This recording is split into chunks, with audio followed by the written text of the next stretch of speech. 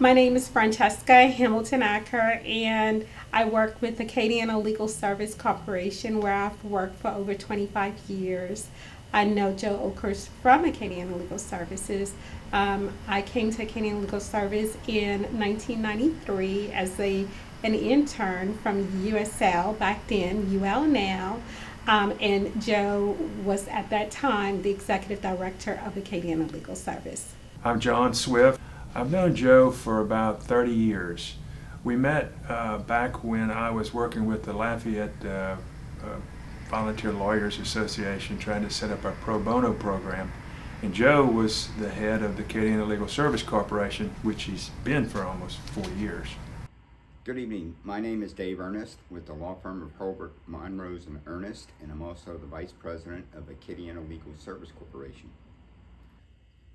I've probably known Joe for over 30 years, or around 30 years. I don't know the first time I met him, but it probably had to do something with the Lafayette Volunteer Lawyers. Back in the late 1980s or early 1990s, Joe was instrumental with, I believe, Richard Broussard, who was then the president of the Lafayette Parish Bar Association, in getting the Lafayette Volunteer Lawyers program started. So you could say that Joe is responsible for the program and for what it is today, which is a well-recognized, well-respected pro bono program. I would describe Joe as an open-minded individual whom is an inspirer, who is a motivator, who is a promoter, a supporter. These are the things that I've had the opportunity to witness firsthand. Joe is somebody that's very easy to be around. He seems to be genuinely interested in what you're doing or what you're thinking, and so I enjoy his company. Joe's a very great person. He's very well respected, no pomp and circumstance, just substance. Joe has a big heart. He really cares about those that he serves and wants to make sure that they are able to get the quality legal services that they need but can't afford. Joe's very dedicated to serving the needs of those citizens of Louisiana, and in fact, even in retirement, he's accepted a fellowship from the Louisiana Bar Foundation to work for free for the Acadiana Legal Service Corporation. His idea of retirement is serving the needs of the poor. He's also very knowledgeable. Joe is somebody, when you go into a meeting with him, he knows all about what is going on. He's someone that you turn to for information. Joe is well respected in the field of access to justice. In 1974, Congress, with bipartisan support, created what is called the Legal Service Corporation to provide access to justice to those who could not afford civil legal services. And about 2 or 3 years later, actually 4 years later, in 1978, the Acadiana Legal Service Corporation was formed.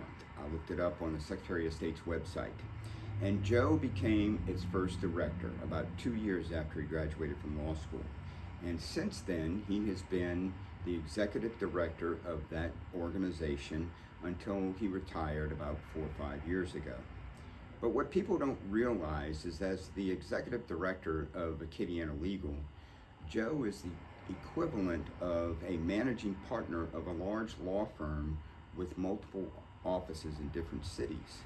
And he also performed that job very well and with a lot less compensation than someone in a private law firm would do.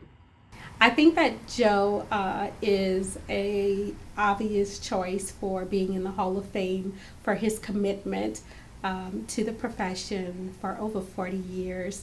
And within that time, the many different contributions that he has made to the profession, and what has grown from those contributions. Joe has had a very heavy hand in access to justice on the local, the state, and the national level. And there's a lot that has happened in the access to justice arena over that time. Joe deserves to be in the Hall of Fame because of his efforts to promote pro bono services in Louisiana. Before Joe became involved, we didn't even have an Acadiana Legal Service Corporation. He was the beginning executive director. It's now expanded to a great portion of Louisiana. Also with our Bar Association, our pro bono efforts were not nearly what they are now. Now we have in the DNA of all the lawyers the desire and the need and the pleasure of doing pro bono services for those that can't afford lawyers. Why does Joe deserve to be in the Hall of Fame? I think that's a no-brainer. Hands down, has done more for access to justice locally and in the state of Louisiana than anybody else around. Joe, I would like to congratulate you on being inducted into the Lafayette Bar Association Hall of Fame. This is so worthy, and I applaud you not only for receipt of this recognition that is so deserving, but also just for your spirit of doing what you do because that's what you believe in. And as you have transitioned into retirement and seeing that you're still committed in doing the work speaks testaments about who you are.